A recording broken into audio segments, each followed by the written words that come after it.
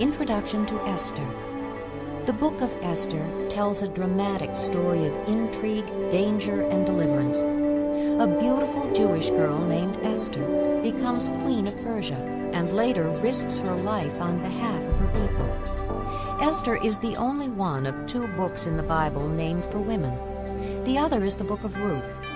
We don't know who wrote this true story about the people of Israel while they were living as exiles in Persia, and the name of God is not mentioned in the book, but His providential hand can be seen as clearly as in any book of the Bible. The setting is the Persian Empire, covering a 10-year period from 483 to 473 B.C. Though in captivity, far from the Promised Land, this story shows how God cared for His people in order to keep His promise to bring them back to their homeland. This story is still celebrated today in the annual Jewish feast of Purim. Esther, Chapter 1. This is what happened during the time of Xerxes, the Xerxes who ruled over 127 provinces, stretching from India to Cush. At that time, King Xerxes reigned from his royal throne in the citadel of Susa, and in the 3rd year of his reign, he gave a banquet for all his nobles and officials. The military leaders of Persia and Media, the princes, and the nobles of the provinces were present. For a full 180 days, he displayed the vast wealth of his kingdom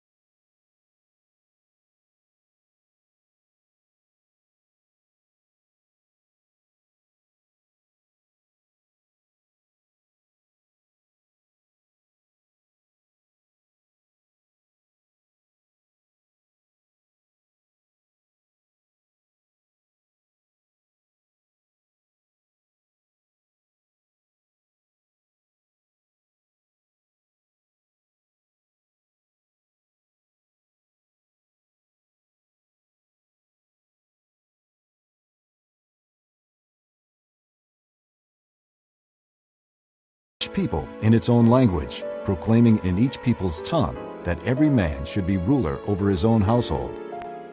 Chapter 2. Later, when the anger of King Xerxes had subsided, he remembered Vashti and what she had done and what he had decreed about her. Then the king's personal attendants proposed, "Let a search be made for beautiful young virgins for the king. Let the king appoint commissioners in every province of his realm to bring all these beautiful girls into the harem at the citadel of Susa.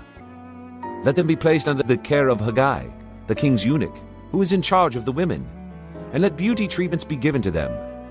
Then let the girl who pleases the king be queen instead of Vashti." This advice appealed to the king, and he followed it. Now there was in the citadel of Susa a Jew of the tribe of Benjamin, named Mordecai, son of Jair, the son of Shimei, the son of Kish, who had been carried into exile from Jerusalem by Nebuchadnezzar, king of Babylon, among those taken captive with Jehoiakim, king of Judah. Mordecai had a cousin named Hadassah, whom he had brought up because she had neither father nor mother. This girl, who was also known as Esther, was lovely in form and features, and Mordecai had taken her as his own daughter when her father and mother died.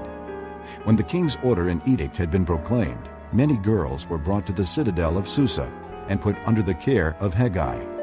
Esther also was taken to the king's palace and entrusted to Haggai, who had charge of the harem. The girl pleased him and won his favor.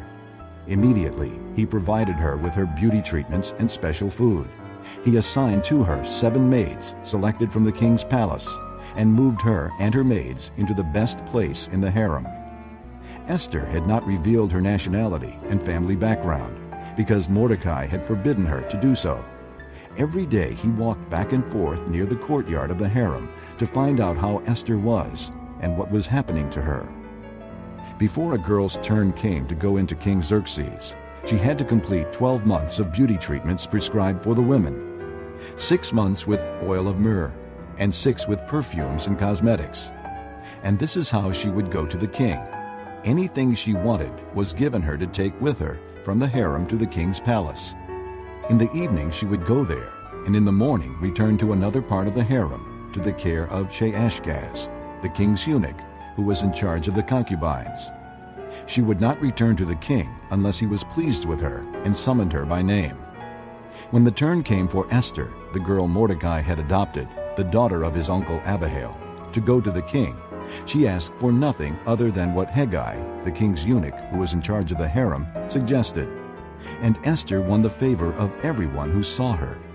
She was taken to King Xerxes in the royal residence in the 10th month, the month of Tebeth, in the 7th year of his reign.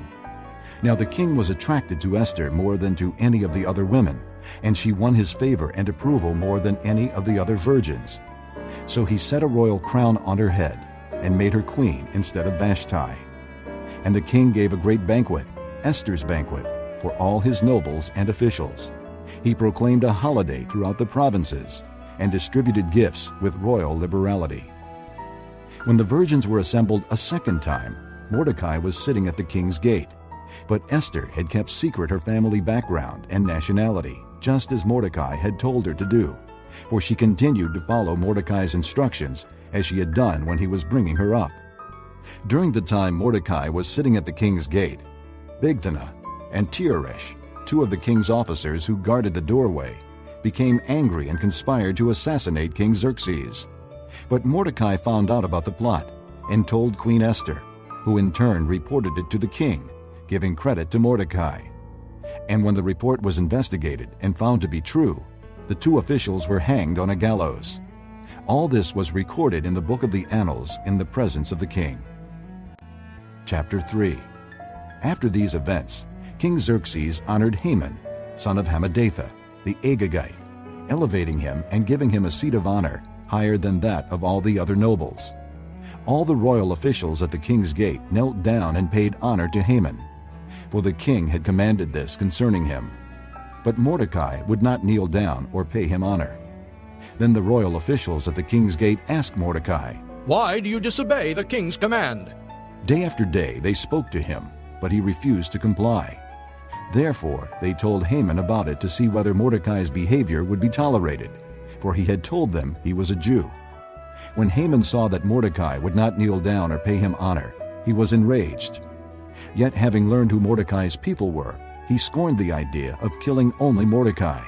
Instead, Haman looked for a way to destroy all Mordecai's people, the Jews, throughout the whole kingdom of Xerxes. In the 12th year of King Xerxes, in the first month, the month of Nisan, they cast the pure, that is, the lot, in the presence of Haman, to select a day and month. And the lot fell on the 12th month, the month of Adar. Then Haman said to King Xerxes, There is a certain people dispersed and scattered among the peoples in all the provinces of your kingdom, whose customs are different from those of all other people, and who do not obey the king's laws. It is not in the king's best interest to tolerate them. If it pleases the king, let a decree be issued to destroy them, and I will put 10,000 talents of silver into the royal treasury for the men who carry out this business. So the king took his signet ring from his finger and gave it to Haman, son of Hammedatha, the Agagite, the enemy of the Jews. Keep the money, The king said to Haman, and do with the people as you please. Then on the 13th day of the first month, the royal secretaries were summoned. They wrote out in the script of each province and in the language of each people all Haman's orders to the king's satraps, the governors of the various provinces, and the nobles of the various peoples. These were written in the name of King Xerxes himself and sealed with his own ring. Dispatches were sent by couriers to all the king's provinces with the order to destroy, kill, and annihilate all the Jews, young and old, women and little children, on a single day, the 13th day of the 12th month, the month of Adar, and to plunder their goods. A copy of the text of the edict was to be issued as law in every province and made known to the people of every nationality, so they would be ready for that day. Spurred on by the king's command, the couriers went out, and the edict was issued in the citadel of Susa. The king and Haman sat down to drink, but the city of Susa was bewildered. Chapter 4. When Mordecai learned of all that had been done, he tore his clothes, put on sackcloth and ashes, and went out into the city, wailing loudly and bitterly. But he went only as far as the king's gate, because no one clothed in sackcloth was allowed to enter it.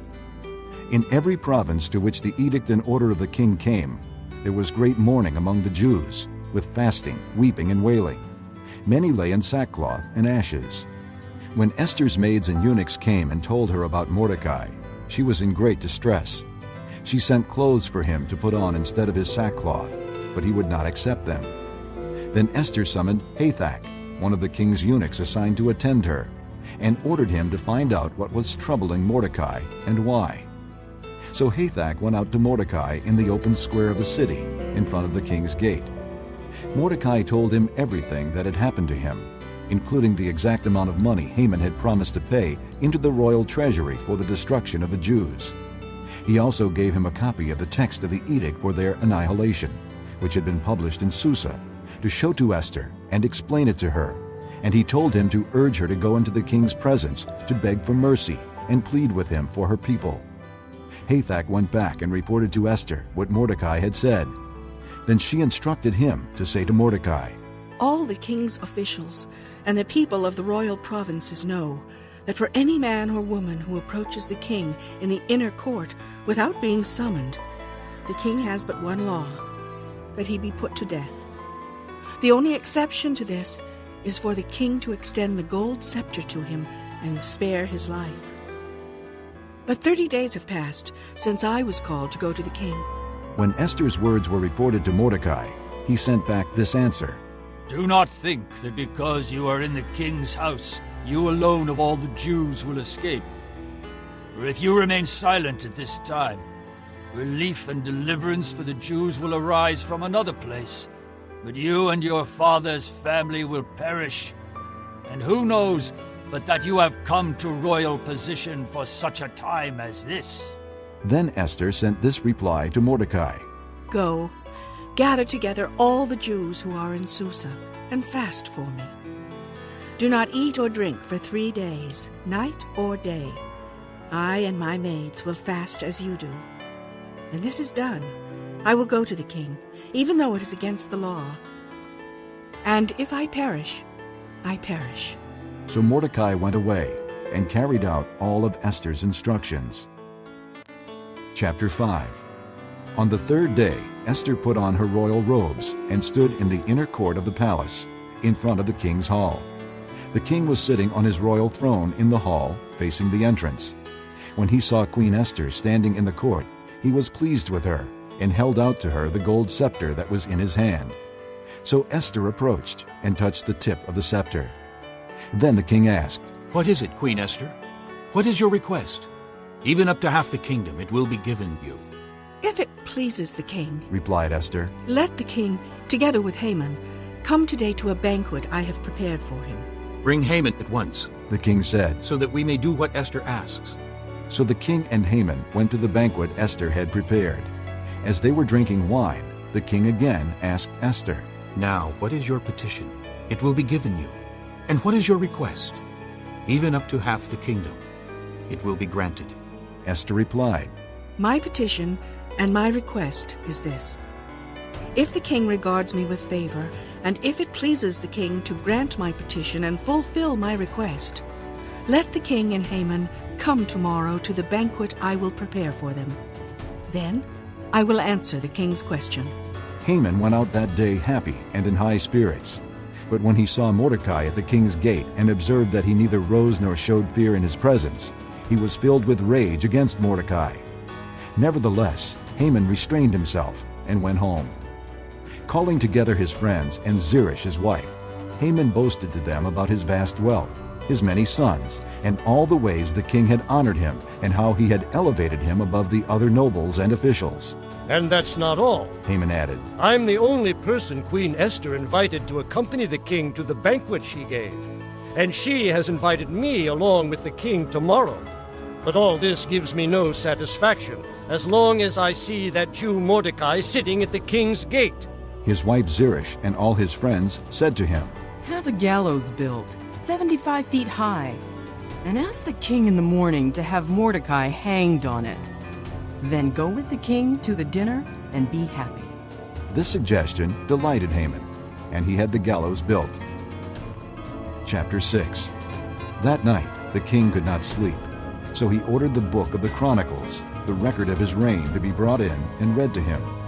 It was found recorded there that Mordecai had exposed Bigthana and Teresh, two of the king's officers who guarded the doorway, who had conspired to assassinate King Xerxes. "What honor and recognition has Mordecai received for this?" the king asked. Nothing has been done for him. His attendants answered. The king said, "Who is in the court?" Now Haman had just entered the outer court of the palace to speak to the king about hanging Mordecai on the gallows he had erected for him. His attendants answered. Haman is standing in the court. "Bring him in," the king ordered. When Haman entered, the king asked him, "What should be done for the man the king delights to honor?" Now Haman thought to himself, Who is there that the king would rather honor than me? so he answered the king. For the man the king delights to honor, have them bring a royal robe the king has worn, and a horse the king has ridden, one with a royal crest placed on its head. Then let the robe and horse be entrusted to one of the king's most noble princes. Let them robe the man the king delights to honor, and lead him on the horse through the city streets, proclaiming before him, This is what is done for the man the king delights to honor. "Go at once," The king commanded Haman. "Get the robe and the horse and do just as you have suggested for Mordecai the Jew, who sits at the king's gate. Do not neglect anything you have recommended." So Haman got the robe and the horse. He robed Mordecai and led him on horseback through the city streets, proclaiming before him, This is what is done for the man the king delights to honor. Afterward, Mordecai returned to the king's gate, but Haman rushed home with his head covered in grief and told Zeresh his The Agagite devised and wrote to destroy the Jews in all the king's provinces. For how can I bear to see disaster fall on my people? How can I bear to see the destruction of my family? King Xerxes replied to Queen Esther and to Mordecai the Jew. "Because Haman attacked the Jews, I have given his estate to Esther, and they have hanged him on the gallows. Now write another decree in the king's name in behalf of the Jews as seems best to you, and seal it with the king's signet ring. For no document written in the king's name and sealed with his ring can be revoked." At once, the royal secretaries were summoned on the 23rd day of the third month, the month of Sivan. they wrote out all Mordecai's orders to the Jews and to the satraps, governors, and nobles of the 127 provinces stretching from India to Cush. These orders were written in the script of each province and the language of each people, and also to the Jews in their own script and language. Mordecai wrote in the name of King Xerxes, sealed the dispatches with the king's signet ring, and sent them by mounted couriers who rode fast horses, especially bred for the king. The king's edict granted the Jews in every city the right to assemble and protect themselves, to destroy, kill, and annihilate any armed force of any nationality or province that might attack them and their women and children, and to plunder the property of their enemies. The day appointed for the Jews to do this in all the provinces of King Xerxes was the 13th day of the 12th month, the month of Adar. A copy of the text of the edict was to be issued as law in every province and made known to the people of every nationality, so that the Jews would be ready on that day to avenge themselves on their enemies. The couriers, riding the royal horses, raced out, spurred on by the king's command, and the edict was also issued in the citadel of Susa. Mordecai left the king's presence wearing royal garments of blue and white, a large crown of gold and a purple robe of fine linen. And the city of Susa held a joyous celebration. For the Jews it was a time of happiness and joy, gladness and honor. In every province and in every city, wherever the edict of the king went, there was joy and gladness among the Jews, with feasting and celebrating. And many people of other nationalities became Jews because fear of the Jews had seized them. Chapter 9. On the 13th day of the 12th month, the month of Adar, the edict commanded by the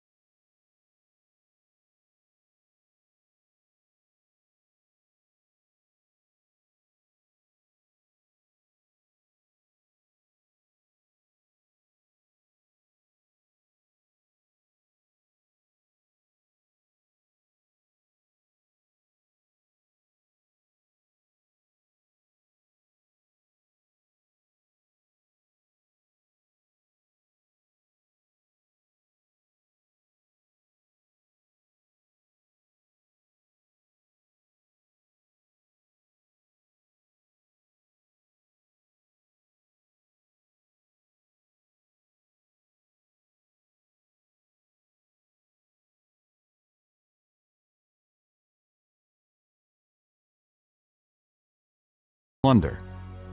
The number of those slain in the citadel of Susa was reported to the king that same day. The king said to Queen Esther, The Jews have killed and destroyed 500 men and the 10 sons of Haman in the citadel of Susa. What have they done in the rest of the king's provinces? Now what is your petition? It will be given you. What is your request? It will also be granted. If it pleases the king, Esther answered, give the Jews in Susa permission to carry out this day's edict tomorrow also. And let Haman's 10 sons be hanged on gallows. So the king commanded that this be done. An edict was issued in Susa, and they hanged the 10 sons of Haman. The Jews in Susa came together on the 14th day of the month of Adar, and they put to death in Susa 300 men, but they did not lay their hands on the plunder. Meanwhile, the remainder of the Jews who were in the king's provinces also assembled to protect themselves and get relief from their enemies. They killed 75,000 of them, but did not lay their hands on the plunder. This happened on the 13th day of the month of Adar, and on the 14th they rested and made it a day of feasting and joy. The Jews in Susa, however, had assembled on the 13th and 14th, and then on the 15th they rested and made it a day of feasting and joy. That is why rural Jews, those living in villages, observe the 14th of the month of Adar as a day of joy and feasting, a day for giving presents to each other. Mordecai recorded these events, and he sent letters to all the Jews throughout the provinces of King Xerxes, near and far, to have them celebrate annually the 14th and 15th days of the month of Adar, as the time when the Jews got relief from their enemies, and as the month when their sorrow was turned into joy, and their mourning into a day of celebration. He wrote them to observe the days as days of feasting and joy, and giving presents of food to one another, and gifts to the poor. So the Jews agreed to continue the celebration they had begun, doing what Mordecai had written to them. For Haman, son of Hammedatha, the Agagite, the enemy of all the Jews, had plotted against the Jews to destroy them, and had cast the pure, that is the lot, for their ruin and destruction. But when the plot came to the king's attention, he issued written orders that the evil scheme Haman had devised against the Jews should come back onto his own head, and that he and his sons should be hanged on the gallows. Therefore these days were called Purim, from the word pure. Because of everything written in this letter, and because of what they had seen and what had happened to them, the Jews took it upon themselves to establish the custom that they and their descendants and all who joined them should without fail observe these 2 days every year, in the way prescribed and at the time appointed. These days should be remembered and observed in every generation by every family, and in every province and in every city. And these days of Purim should never cease to be celebrated by the Jews, nor should the memory of them die out among their descendants. So Queen Esther, daughter of Abihail, along with Mordecai the Jew, wrote with full authority to confirm this second letter concerning Purim. And Mordecai sent letters to all the Jews in the 127 provinces of the kingdom of Xerxes, words of goodwill and assurance, to establish these days of Purim at their designated times, as Mordecai the Jew and Queen Esther had decreed for them, and as they had established for themselves and their descendants in regard to their times of fasting and lamentation. Esther's decree confirmed these regulations about Purim, and it was written down in the records. Chapter 10.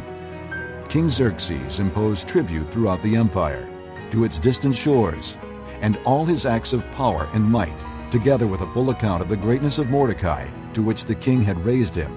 Are they not written in the book of the annals of the kings of Media and Persia?